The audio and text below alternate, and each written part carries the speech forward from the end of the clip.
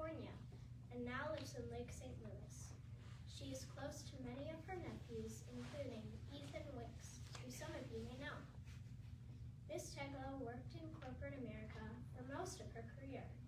At the age of 36, she decided to hike the John Muir Trail solo. She is the author of the book, Weathered, Finding Strength on the John Muir Trail, which describes her experience on the long distance through hike in the California mountains. It was a time of adventure and meeting new people along the trail that set into motion her desire to follow a new path. She quit her corporate job, sold her house in Los Angeles, and began traveling full-time. Miss Teglo has traveled by herself to Canada, Thailand, Vietnam, Australia, Europe, and South America. Miss Teglo spends her time managing 2 Airbnbs that she owns nearby. When not traveling or writing, she goes hiking, watches movies, and hangs out with her family and friends. Let's all welcome Miss Teglo to Lafayette Academy.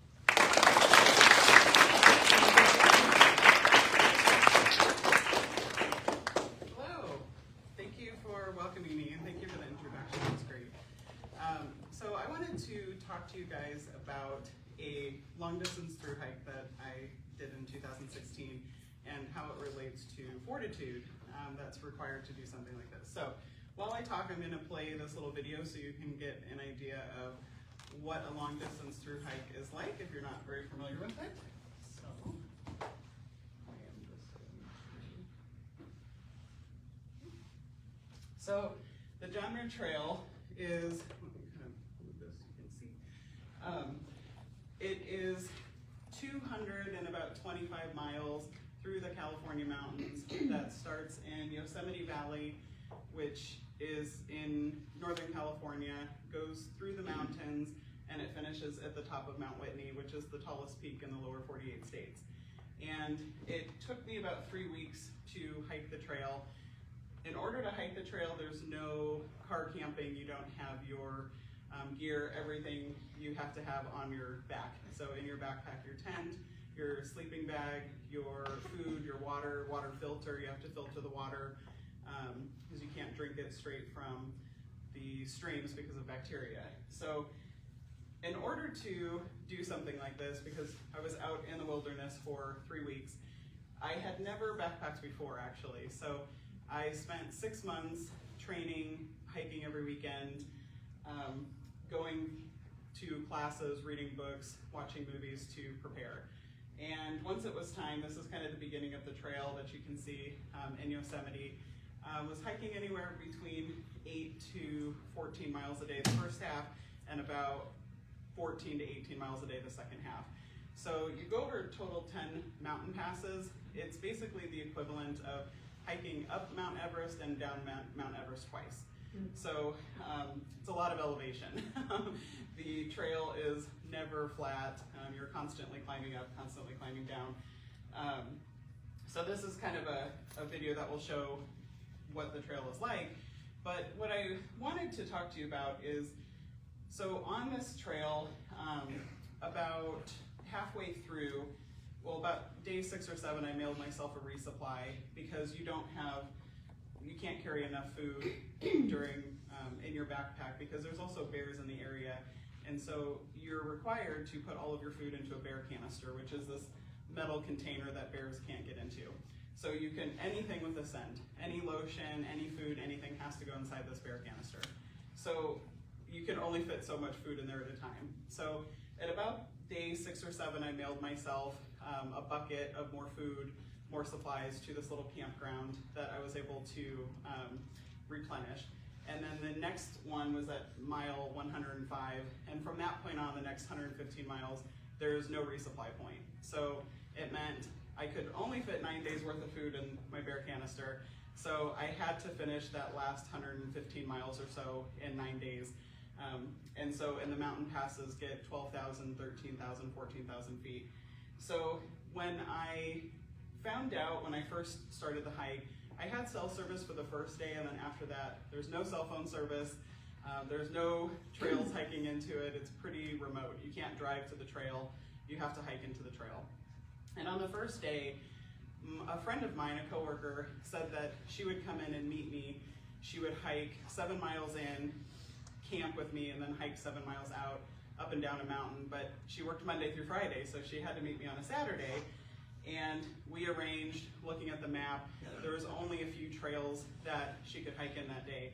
So I had scheduled myself a 0 day, which is just a rest day where you don't hike any miles that day. And that was on September 12th, 11th and 12th, to stay the night at this really remote cabin. And I knew that my timeline leaving there on the 12th meant I had a short window to get to her, but we agreed to do it. So once I lost cell service, it was kind of determined, this is when I'm gonna meet you. So when I got to the halfway point at Muir Trail Ranch, I had asked people to send me letters if they wanted to in advance. So it was really encouraging. I got letters from people that, told me that I could do this, and just, anything through Christ who strengthens me. And they were really awesome at the halfway point to get these letters from people. And when I left the ranch, I had 5 days to hike 75 miles. It meant in 1 day I had to go over 2 mountain passes, and it was a pretty lofty goal. But I had made a commitment to my friend. This is when I was still in the valley on about day 3. There was a little campground there, so took advantage of the cafe. And so I told my friend that I was going to meet her there. And when I set off from Muir Trail Ranch, knowing that I was halfway done, but the passes were going to get even higher, and I had no way of communicating with my friend. And during the hike, there are other people that you'll meet, and you're not going the same pace. So sometimes they pass you, then they stop for lunch, you see them, you pass them, and so on. And so you kind of leapfrog each other. And there was this group that I met leaving the halfway point, and I was talking to this guy, Trevor, from Canada, and I got a really big sense when I told him that I was going to meet my friend on the 17th of September at Kearsarge Pass, that he thought it was a pretty lofty goal. I'm a pretty stubborn person, so when I realized that he was doubtful that I could make it, it really helped fuel me to keep me going, because I was really determined that, this guy is a very experienced hiker. He's hiked in Canada. He really worked his way up to doing this trail, and this was my first backpacking trip. And we hiked together for a few hours, and I was behind him, and he had very distinctive shoe prints in the dirt that I could see. There was just very specific pattern. And so I always knew which shoe was his. And he was hiking with a few other people, and for a couple of these 5 days, 1 or 2 of the nights I camped near them. Well, on one of the days, I knew that I was gonna have to hike over 2 passes, and this group of 4 were also gonna try to hike over 2 passes. In order to do it, they skipped breakfast. They headed out first thing in the morning. I did not. I said, nope, I'm still going to have my oatmeal. I still have to take a couple of hours to pack up my tent. Everything that you need is in your backpack, so it takes quite a lot of time in the morning to clean everything, eat your food, clean your water, pack up for the day. And so I left about an hour after them.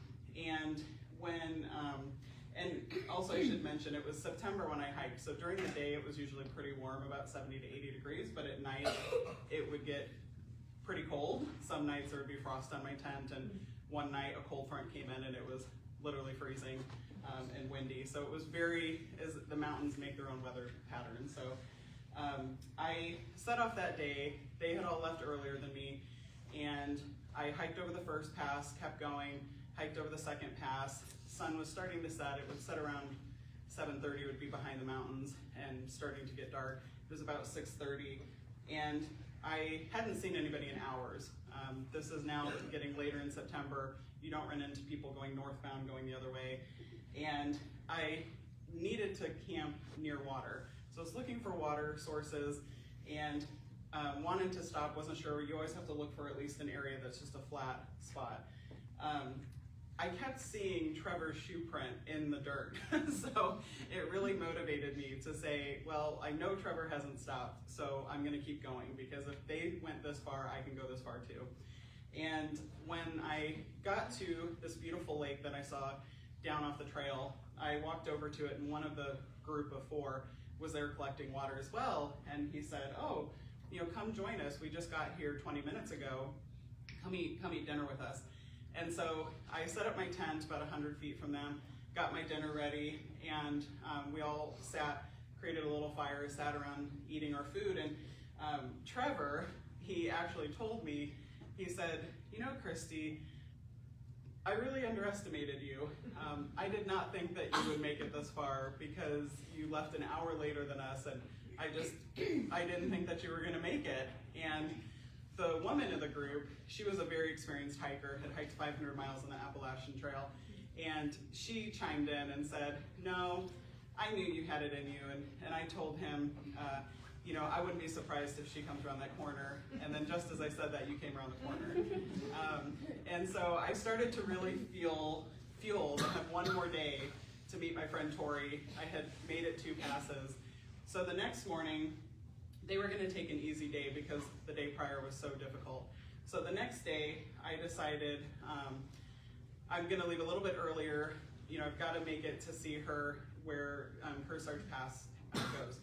So it ended up to be an 18-mile day, and I had to start the hardest pass on the trail at about 4 p.m. by the time I got there, Glen Pass. It was extremely steep, it was extremely rocky, and I was so close though. And when I started the pass, actually there was a girl coming down, and I said, "Do you know about how far it is to the top?" And she said, "Are you trying to summit today?" And I said, "Yes," and her only response was, "Good luck," and she just kept on hiking because she was coming down. I was climbing up. This was by far the hardest pass.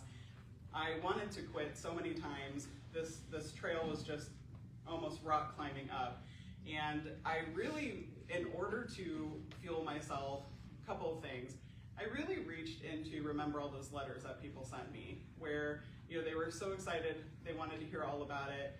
They said I was the bravest person that they know. I can do everything, through Christ who strengthens me. And I really had to pull at that, because even if I wanted to stop, there was nowhere to stop because it was all rock. So there was nowhere that I could set up a tent anyway. So I really kept pushing. That is the only mountain that has a false peak.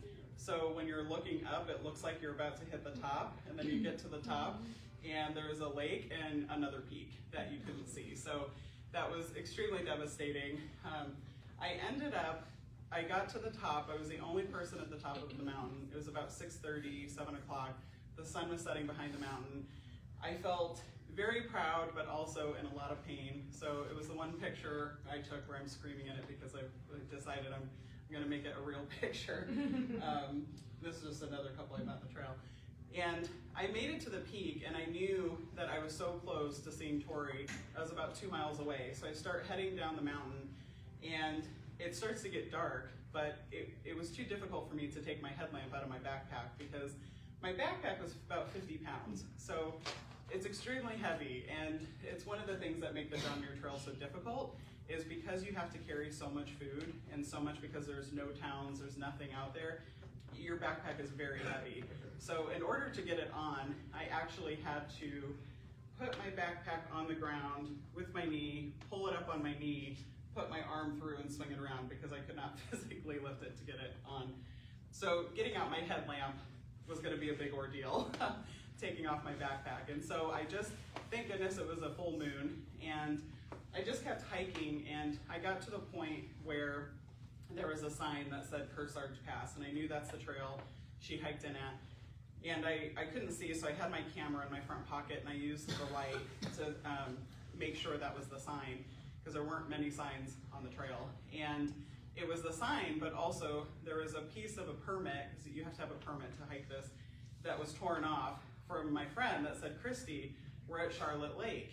And so I knew that she had made it, and I continued hiking. Charlotte Lake was another 1.5 miles or so down a mountain.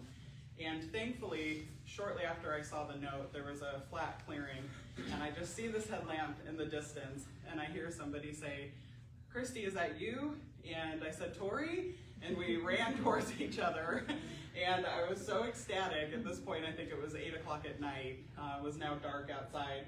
And she just paused and looked at me with her headlamp and said, is everything okay? You look, and she really couldn't think of the word of how to say what she was thinking without offending me. And she said, you look weathered, which is how I got the title of my book, by the way. And I told her, you have no idea what I'd been through. I'd run out of water. I didn't have time to stop and filter more water. And because I'd hiked 18 miles, I went through more water. It was warm during the day. And I said, I'm out of water. I'm really thirsty. And I need to eat dinner. And she said, we brought you snacks. Here, eat all the snacks. Use some of our water. You're not going to be able to go down to the lake. It's 2 miles, mile and a half down there. Just take our water, eat our snacks. And so she came with a friend of hers. They said that was the hardest hike that they had done getting into the trail. And we sat out there for about 45 minutes until they said, it's too cold. We need to get in this tent. They were sharing a little tent. And the next morning at about 6 o'clock, they said, we're just gonna skip breakfast. We're gonna start hiking. We were so cold. We can't take this cold. We just want to start moving and start hiking to get our bodies warm. And we got outside of the tent, and she's shivering and freezing, and she said, I don't know how you're doing this every night. It's so cold. And I just looked at her and I said, Tori, there are cold nights on the John Muir Trail, and there are freezing nights on the John Muir Trail. And she said, well, what was last night? And I said, there's no frost on the tent. It was just cold. It wasn't even freezing. It wasn't below 32 degrees.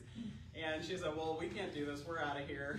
They packed up. They did bring me some cake, which I ate the night before and for breakfast the next day, which was a delicious treat. And this is halfway through the trail. I got stuck in a hailstorm, which was thunder and lightning as well. So I kind of had to camp out for a little bit while it hailed. And it was such a moment where once I saw her, it was like I met my goal, and I just felt so proud that against all odds, we're so used to cell service, having no cell service for several weeks, not being able to communicate, making it on time, and I was now a little bit ahead of schedule. So for that morning, I did hike down to the lake so that I could filter water. I hiked back up, so that took me a couple of hours, ate, packed up. Once I hit the trail again, I saw that same shoe print, and it drove me crazy because I thought, man, I pushed it so hard. If I thought this day was so difficult, maybe it wasn't that difficult. How did they already make it? This group and Trevor are already ahead of me. And then I thought, it's possible that, this is the letters that I received from everybody.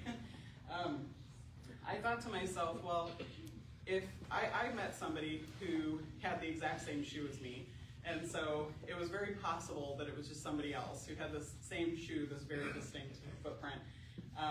And so it definitely made me determined to keep going. I finished on the last day, the second to last day, on the top of Mount Whitney, which is the tallest peak in the lower 48 states. When I got to the top, it did start snowing. By the time I reached the top, because everybody else was hiking down because of the weather, I was the only person on the top of this mountain. And it was a little worrying because I thought maybe I'm the only person crazy enough to be up here because everybody else hiked very early morning. So I hiked, I got up to the top, but then I saw these rock climbers that were actually climbing up the side rock face, about 10 people. And so once they got to the top, I decided it was okay to sit and eat a snack, and then the weather came in, and all the beautiful views in 360 degrees just completely came in. And but I got to see those amazing views, and on the way down, about a mile from the peak, I ran into Trevor and that group, and they were behind me, so that whole time they were actually still behind me. And they said, oh my gosh, we talked about you that entire day, because when we hiked Glen Pass, we camped at the bottom the night before, only did 8 miles, and we started the day with the pass. And we can't imagine doing the pass at the end of the day because it was the most difficult pass. And I felt very, proud that, okay, this was difficult as I thought. And when we finished the next day, the woman who was very experienced, who hiked 500 miles on the Appalachian Trail, she told me, she said, don't underestimate yourself. You did more than most people can. You are a legitimate hiker, so don't doubt yourself. And it was a real wake-up call to say, sometimes we doubt ourselves when other people can see that strength. And so sometimes we need to look at that and say, they think I can do it. Why do I think I can't do it? And when I was a kid growing up, my friends often teased me that I was a scaredy cat because I very frequently worried about consequences. I don't know, what if we get in trouble? What if this goes wrong? What if this, what if that? And they would tell me, oh, you're such a scaredy cat, just do it. And now, for years, people always tell me that I'm the bravest person they know. So I just want you guys to know that sometimes, when you face that courage, it's not about not being fearful. It's not about not having those feelings and those fears, but courage is pushing through that. If you have the fortitude to say, I feel these things, I'm afraid of this, but I'm going to do it anyway, and I'm going to push through it no matter what, then that's fortitude. That's saying, I'm going to face this head on and do this thing that, you pull that strength from within to know that. And, really anybody can go from being a scaredy cat to the bravest person I know if you just honestly pull in that fortitude. So, that is kind of my hike. I'll kind of show the pictures here as well. And yeah, I wanted to see what questions you had. You had a question. The hail? The hail was probably like 2 pea sizes. Not quite sure less than a gumball, bigger than a pea.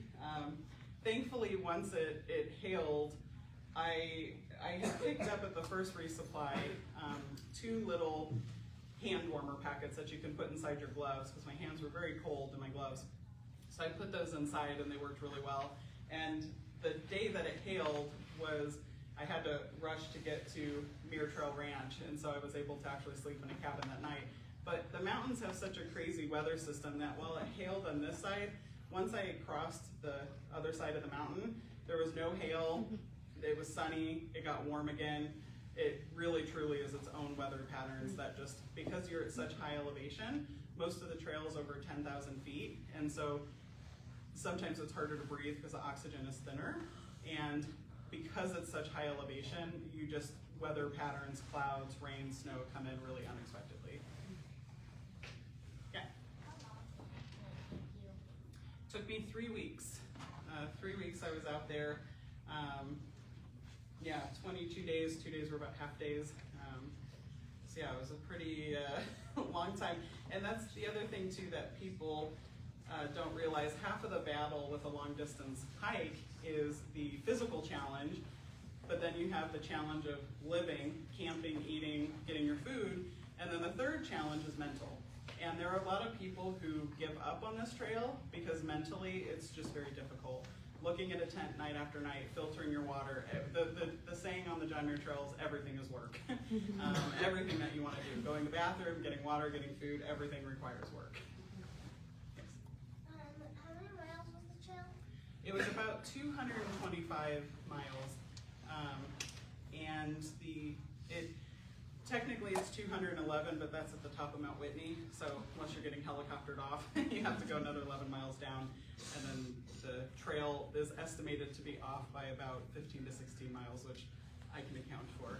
The maps are not correct, it's longer. Yeah. How many Hang on 1 second, we'll go ahead and then you. Oh no, go ahead, you go.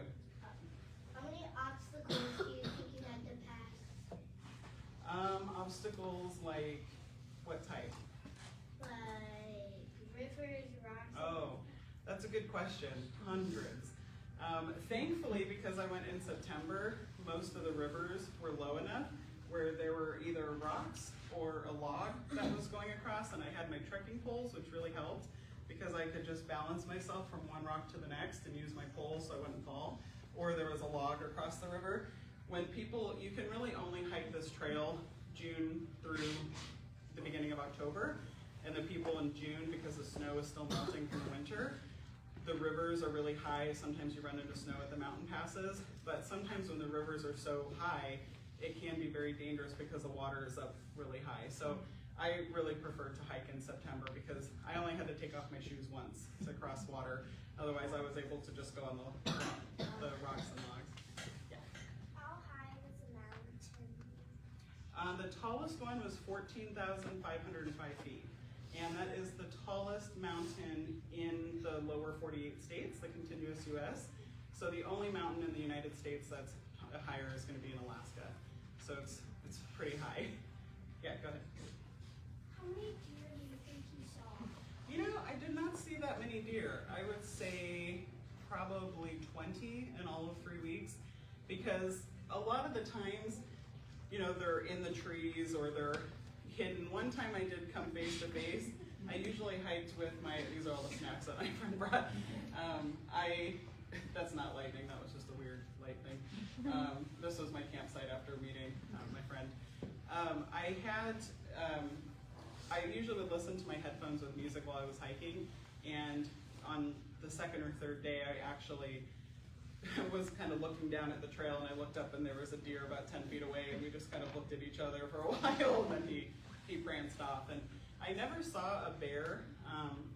It doesn't mean they weren't there. Sometimes I did see bear droppings, but again, they're black bears in that area, so they tend to be more afraid of humans. And just the only thing to worry about is anything with a scent, food, lotions, sunscreen, any of that has to go in the bear can. And they've been trained now over the last 10 years, because it's been required, that when they see a bear canister, because they can smell up to a mile away, so when they smell anything, if they get to the bear canister, they know they can't get in, so they don't bother, and they just keep going. And when you camp at night, when you go to sleep, you have to put that bear canister about 50 to 100 feet away from you, just so that if they're curious, they'll check that out and not you in your tent. Yeah. How many bears did you see? You know, I didn't actually see any. I saw some of the droppings around, but I saw some when I was hiking in Washington State 2 years later, and they just forage. Most of the bears are pretty calm, actually. They just want to eat their berries that they're foraging for. With a 50-pound pack, was it more difficult going up or coming down? You know, for me, it was more difficult going up. I've always it's just harder for me. It's basically stair climbing for most of it. But I did meet a lot of people who said the downhill was harder for them. And the trekking poles are so crucial, because when you're going up, they really act as handrails and relieve pressure. But they're really important going down, because as you go down, you can extend them, and they take pressure off your knees, so all the pressure is not just pounding. But I did meet somebody who only made it about 175 miles, because she said the pressure on her knees was just too great, and she was just in too much pain with that. So that's a really good point. People think, oh, the downhill's really easy, but for a lot of people, the downhill's the hardest. Yeah. Were you able to shower at all during the 3 weeks? That's a good question. So some people say, you know, in the lakes and the rivers, they'd wash up. The problem is the water was freezing. And I often was I tended to start later because it took me so long to pack up in the morning, and I would finish sometimes eating in the dark. And usually I was able to at least get a little washcloth in the water and just wipe off my arms and my legs. I had little wilderness wipes to wipe off my face. My legs got really dusty, so it was not fun in the morning trying to put sunblock over dusty legs. So I tried to at least wipe those off. When I got to the day 6, I was really freezing the night before a cold front came in, so I was able to get a cabin, and I was able to shower there. So it'd been 6 or 7 days, and I think, you know, the little bar of soap they give you at the hotel, I went through the entire bar of soap. I think I washed my hair 3 times. And then I wasn't able to shower. I ended up going to Vermilion. I was ahead of schedule, so about 3 days later at a campground, you pay $5 and get like 5 minutes of the water. Then at Muir Trail Ranch, at the halfway point, they had outdoor showers, which are a little bit cold when the wind blows, I can tell you.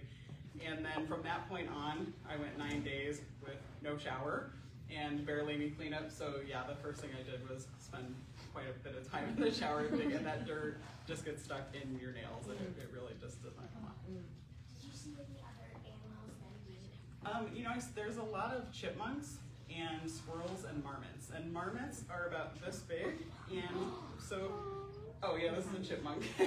The chipmunks, are ruthless, and they will try to get your food. Super cute, but that was a little mouse.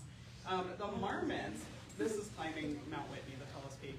The marmots, the thing is that they have thumbs. So when you get to the last 2 miles of Mount Whitney, because your backpack is so heavy, you leave your backpack at this little junction on rocks, and you hike the last 2 miles with just like the lid of your backpack, just your essentials, because it's really dangerous and really rocky. And when you leave your backpack, the concern is sometimes marmots can unzip your backpack because they have little thumbs.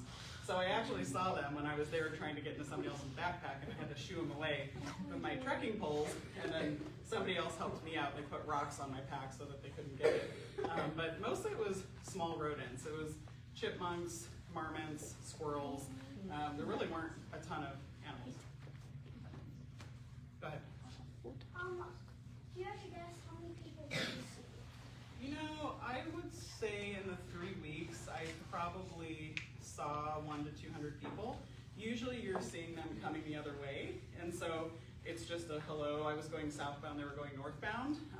But going with me, there was probably 10 people or so that we would kind of hike near each other, have lunch together, and then we kind of separate and then see each other the next day throughout that time. Christy, I was gonna say, how about 2 more questions? Yeah, sure. 2 more.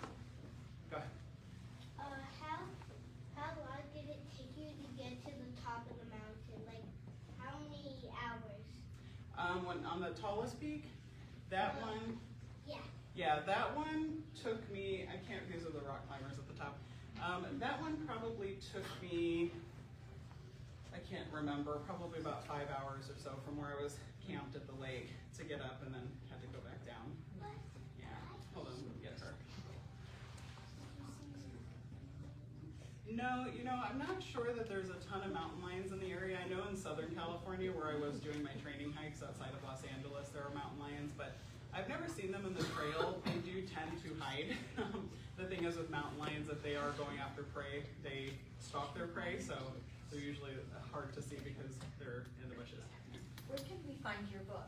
Yes, so I have my book, Weathered, Finding Strength on the John Muir Trail, is on Amazon and Barnes & Noble, and most places have it, most bookstores have it at least online. Some will have it in store, but it's a pretty easy read. I have a lot of pictures in there as well, and it just kind of goes over what it took to prepare for a hike, because I had never done it before, and I believe in doing your due diligence and before you do something like this, making sure that you're prepared. And then I kind of go day by day of what the experience was like, and then I do have a few chapters at the end of this is what it was like returning home, because it is a bit of a shock to be in the wilderness for 3 weeks and then come back to a big city like Los Angeles, and felt really overwhelming, really crowded. It was about 2 years later that I ended up leaving Los Angeles, quit my job, and traveled full-time for a year. And so by myself, I drove to Alaska. There's one road that goes to Alaska. Spent time in Canada. Then I spent a month in Thailand. This was the very last night it rained when I got down to the bottom of Whitney. I went to Thailand for a month, Vietnam for a month, Australia for 6 months, drove around the whole country. Last year I went to South America for 3 months. And so, yeah, it's been a whole bunch of traveling and writing and exploring, which really the John Muir Trail kind of set it off to give me that kind of encouragement and desire to do something else. Wonderful. Thank you so much.